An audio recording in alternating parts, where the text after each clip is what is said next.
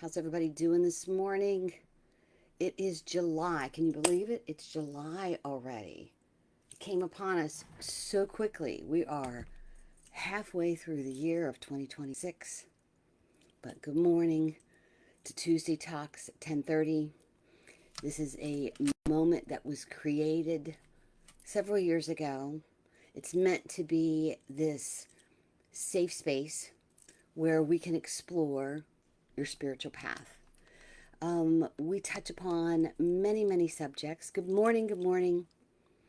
From grief to connecting to our loved ones on the other side, to our purpose, to our higher selves.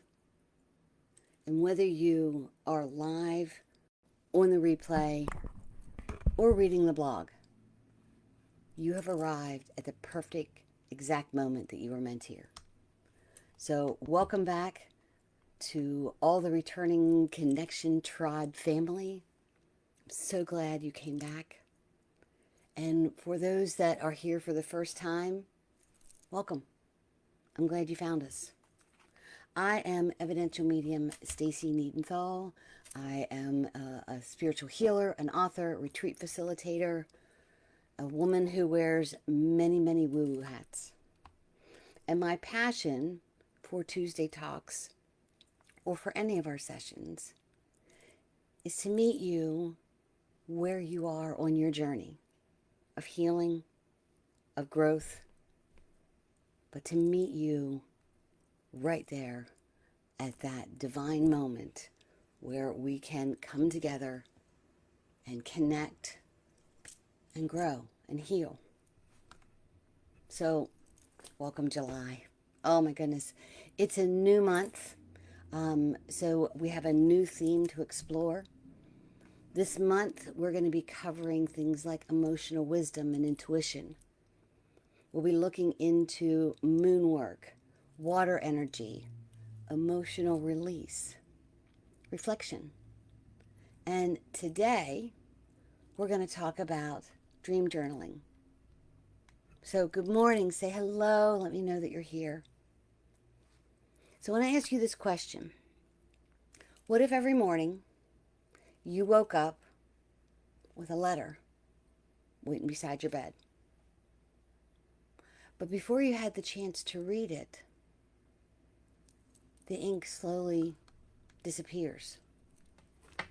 You have a journal with a letter, but there's nothing in there. We wake up with fragments of a face, of a feeling, a conversation, a place that somehow feels familiar to us. But within minutes, much of that has vanished. It's just gone. Oh my gosh, I can't remember what I was just thinking or feeling. We know something important was there, but we can't quite reach where it was. We can't quite, it's like it's right on the tip of my tongue. I can remember. No, I don't. Why can't I remember this? So we're going to talk about that. We're going to talk about how during your sleep, your analytical minds get quiet. And we have dreams.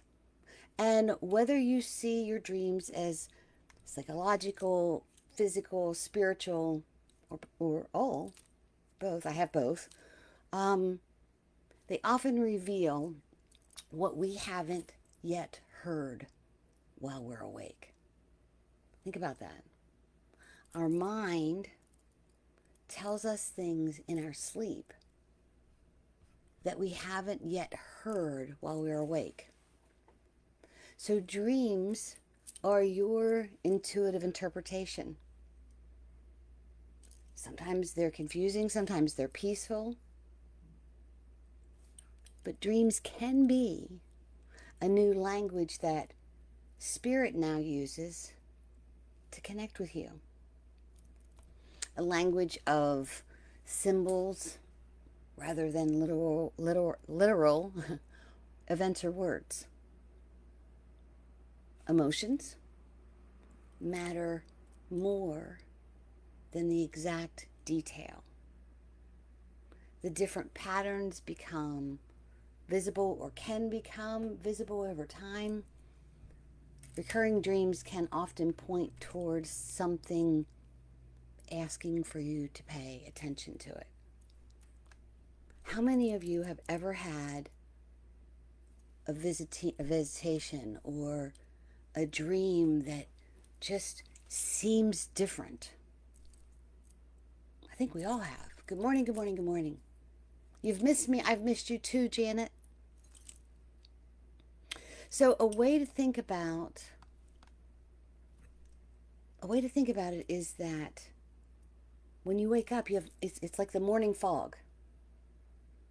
And while we're standing in the fog, everything seems real. But as the sun rises, as you open your eyes, and the day begins, the mist slowly lifts. And if you didn't pause to notice it, it's gone. It just evaporates. It just becomes part of the air that's around you. Yes? It's such a, oh, yes, it really is. So our waking lives are noisy. Our brain goes 100 miles an hour. We may wake up and the phone's ringing. You may wake up and grab your phone and look at your emails. Responsibilities often rush in before we've even had the first cup of coffee, before our feet even hit the floor. What do I have to do today? I have this, and this to do. Yet before the world asks anything of us, something inside of us has already been speaking. There are whispers of a dream before the world wakes up. So scientists get in there, and they tell us dreams fade because our brain processes things differently when we're awake. The emotional part of the brain is active, but the system that organizes the memories, that compartmentalize them, while you're sleeping isn't quite working the same. That's why dreams fade quickly, because now all of a sudden when you wake up, you start to compartmentalize things. That part of the brain wakes up. Here's a way to look at it. Dreams often fade because the brain is in a different mode while you're sleeping than when you wake up. Dreams are encoded differently. There are different forms of memories. Hold on, let me look here. I literally had a dream visit from my father. It was so undeniably real. I can feel him hugging me. Yes, I love that. Who else has had visitations? So we were talking about the way memories are encoded. During REM sleep, the brain areas involved in vivid imagery and emotion, those are active.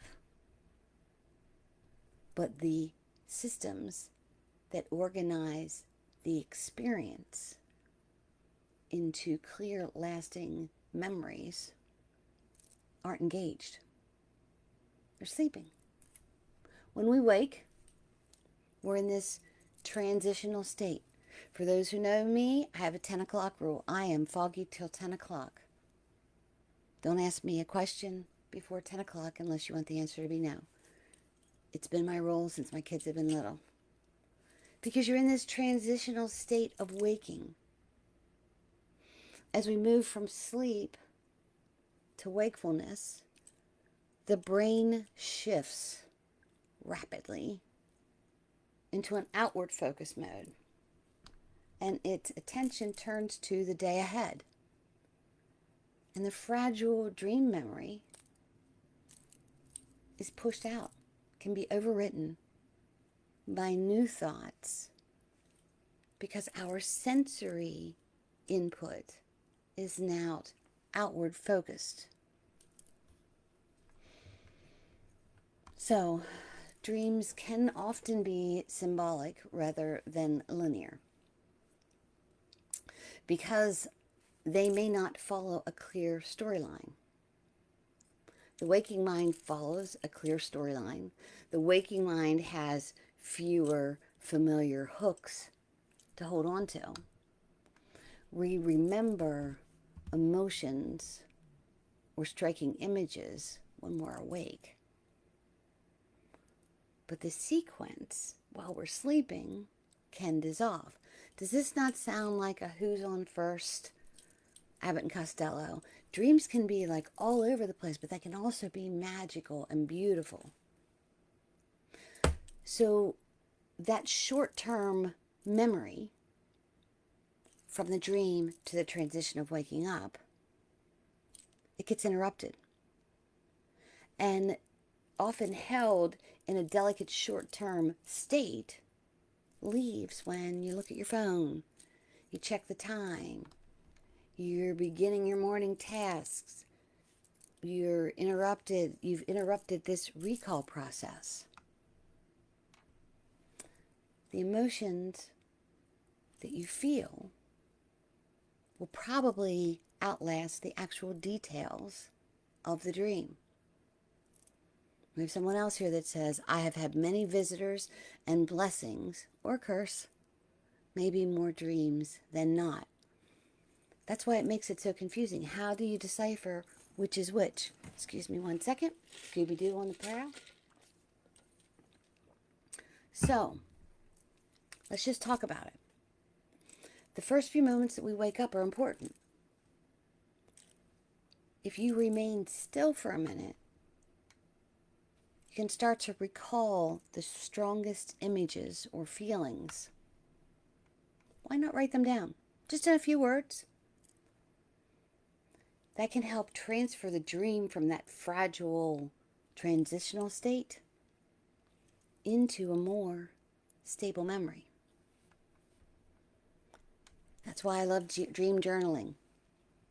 Those of you who are watching were probably thinking, oh God, she's going to start talking about journaling. Journal, journal, journal, journal, journal. Write it down. When you write it down, you're telling the nervous system, this happened. I can see it. I can write it. It's coming out of my head. I can remember it. So dream journaling is an amazing way to recall your dreams. And it's not because every dream carries this profound spiritual message, but because every dream is an opportunity to listen, to heal, to dream. That's why they call them dreams. Forgetting most of your dreams is normal. I remember very few of my dreams. But the goal of dream journaling is not to capture every single detail perfectly, but to start noticing things like recurring symbols and emotions and insight over time. So if you're looking for a way to remember them, don't reach for the phone first. Instead, stay still. Maybe stretch, take a deep breath, and ask yourself, what do I remember? How do I feel? Who was there? Was there a symbol that stood out? Then, reach for your handy dandy journal that is now blank, but won't be after a little while, and write. Even if all you remember is a color or an emotion, write about it. I invite you to try something called morning pages. This practice was introduced by Julia Cameron, and it's simple. It's not one of those tasks that were created that takes a long time to learn. It's simple. It's basically using or writing 3 handwritten pages when you wake up in the morning. Write whatever comes to your mind. Don't edit it. Don't overthink it. Don't worry about grammar. Don't worry that somebody else is going to read it. Don't try to make it sound wise and prolific. Just let the words come. Just write. If you get 2 pages, awesome, you did great. If you get 10 pages, awesome, you did great. Because it's your dream journal. It helps you to recall what came in the silence of the dream. While the consciousness, the subconsciousness, was whispering to you in your dreams. It's a way to write it down and recall it. And when you do that, over time you begin to maybe notice patterns. Dreams speak in symbols more than sentences. And remember, dreams aren't always a message. Sometimes they're just dreams. But if you're curious about symbols and dreams, why not give this a try? Think about symbols as, and I was going to pull it and I forgot. There's a book called The Best Dream Journal Ever, and it's unbelievable. It gives you what different symbols may or may not represent. A house, for instance, it's your inner life. It can be your inner life. Maybe a house represents something else for you. A bridge may represent a transition. Maybe going from this job to this job. Water in motion, it's reflecting your emotion.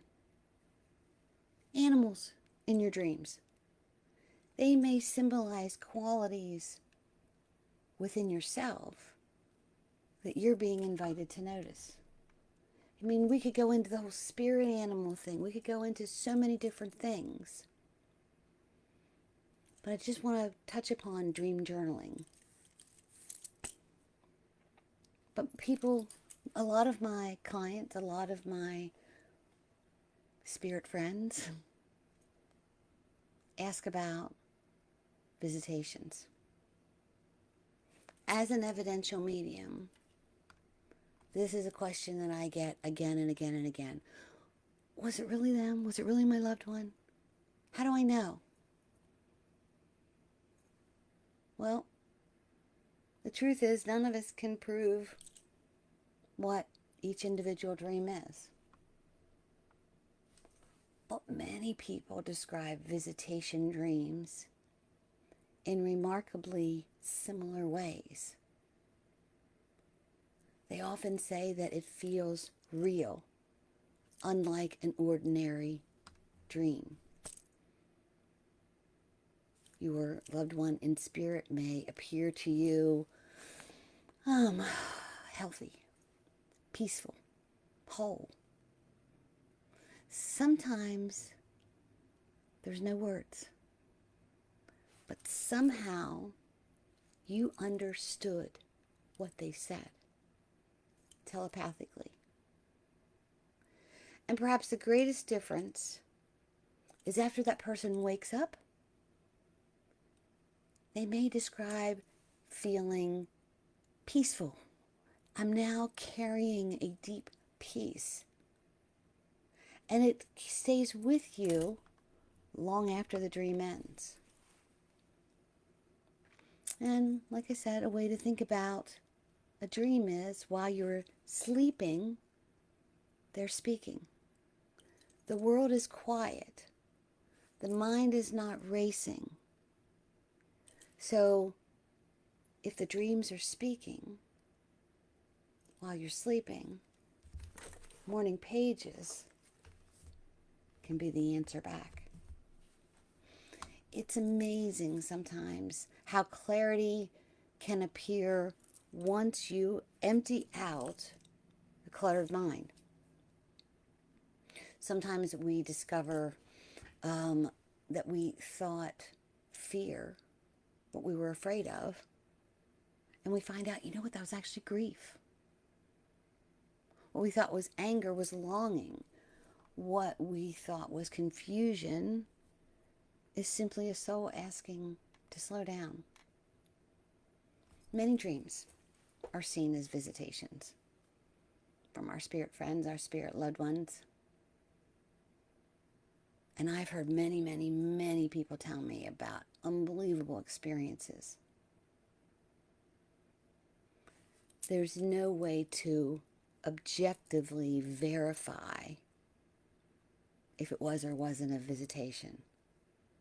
But I want you to know, I feel, if it gave you peace, if it gave you a better understanding, if it felt to you like a visitation, why disregard that? Why take that away from you? Why try and prove it? Just hold on to it. So we're going to look at what a typical dream looks like and what visitation looks like. So a typical dream, it's fragmented or surreal. Symbols and events change quickly. Your emotions are confusing, intense, or far-fetched. Typical dreams fade within a couple hours after you wake, but they can reflect in your thoughts, worries. They may evolve around stressful days and different situations. But a visitation, that's how it's commonly described, feels unusually clear, calm, coherent. The interaction is often very simple and purposeful. There's a deep sense of peace, love, and it feels familiar. Many of these types of dreams are remembered vividly for years. Every single detail. It feels so real, as though your loved one initiated this meeting in your dream. Why discard that? Think of your dreams as a corn maze. Up close, it's just different paths that you can walk until you find the exit. But if you take a helicopter and hover above the dream, observing it, all of a sudden you see the design, you see the picture, it starts to emerge. That's what dream journaling can do. It gives you that step back, that step up, so that this picture can emerge. So why do some people have visitations and others never do? And again, I believe the honest answer to that is, we don't know.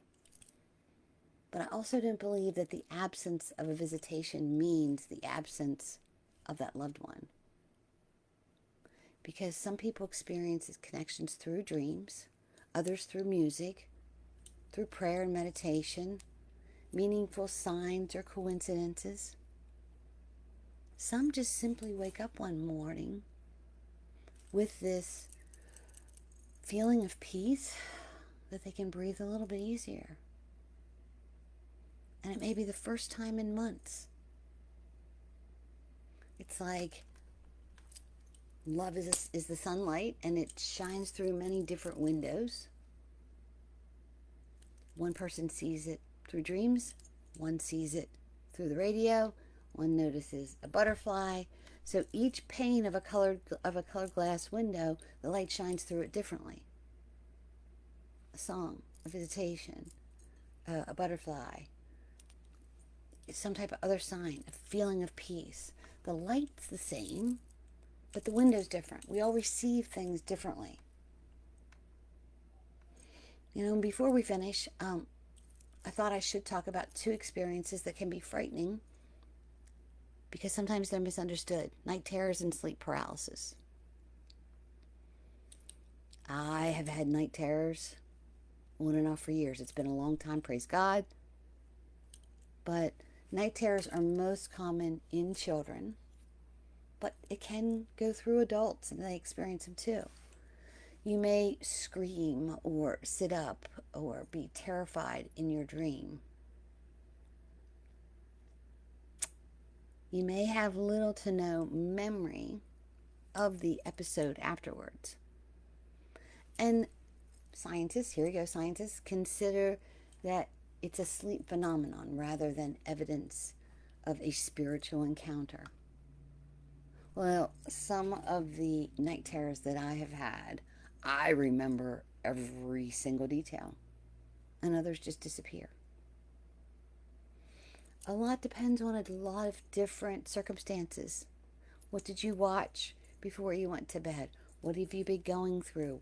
It's all these different things. And then there's sleep paralysis. And that occurs when the mind wakes up before the body has fully transitioned out of sleep. You may feel unable to move or to speak. Some feel like there's a presence or pressure in the room. These experiences can feel incredibly real and frightening. But they can also be explained by the brain's transitioning between sleep and wakefulness. I also fully believe in astral travel and sleep journeys, and those are subjects for other times. But things that happen when we sleep can be very real.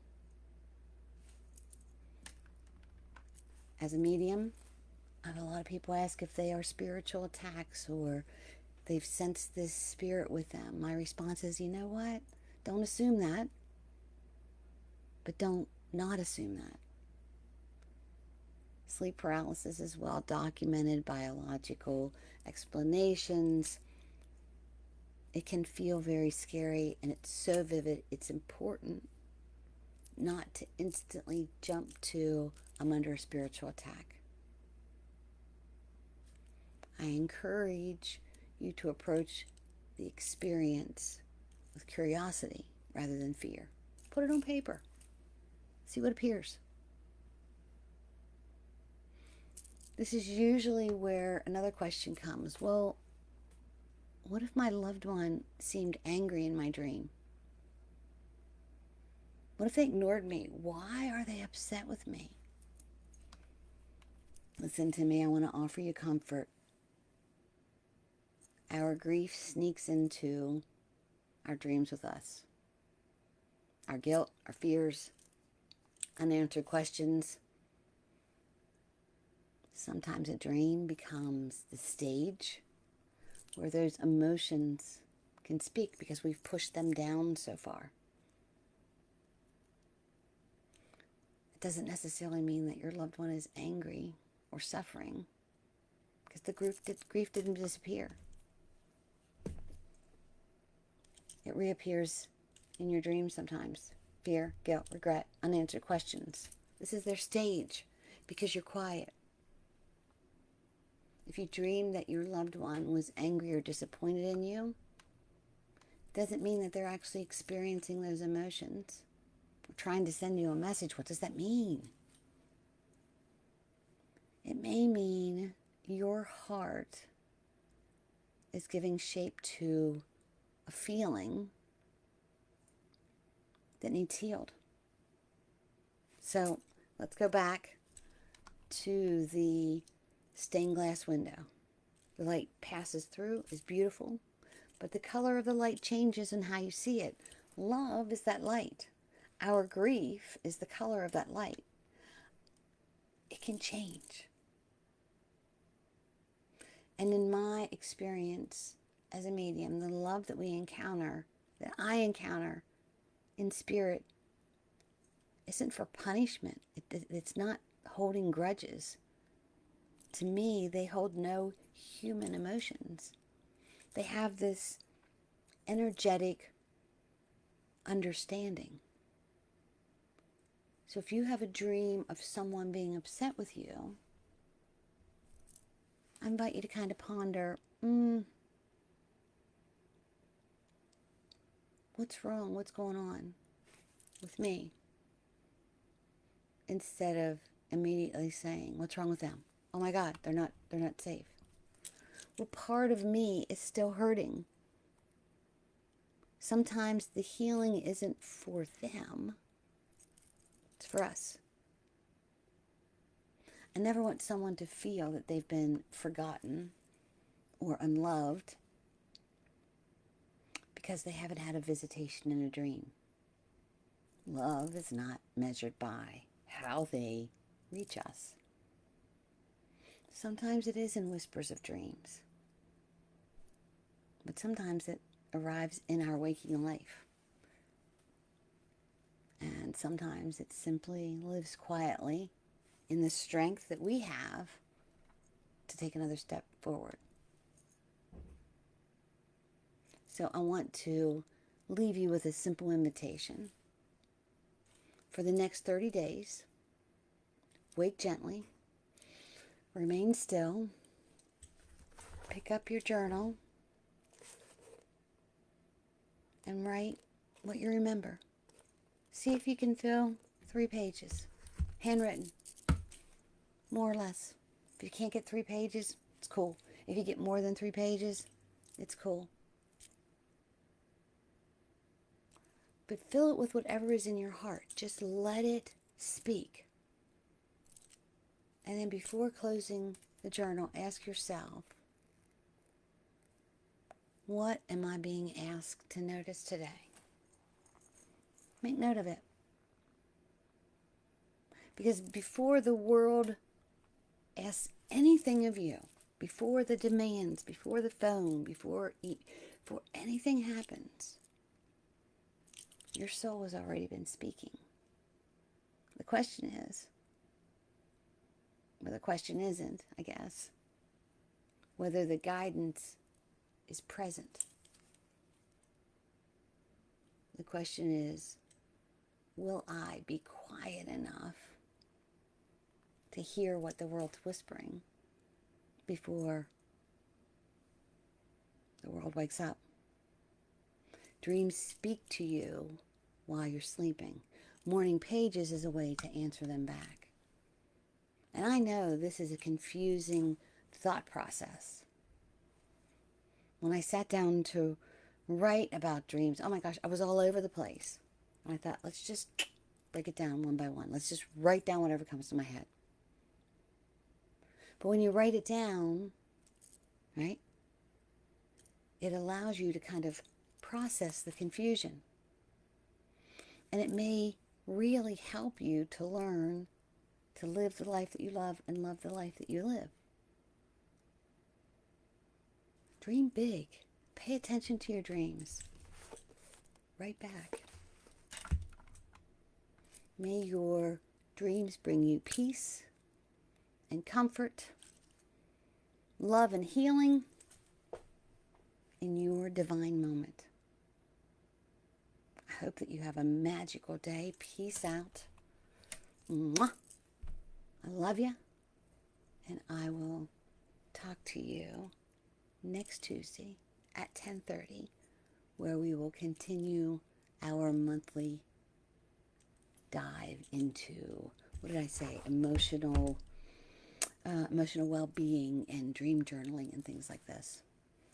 Someone says, and I think guilt is a way that, yes, a guilt can absolutely haunt you.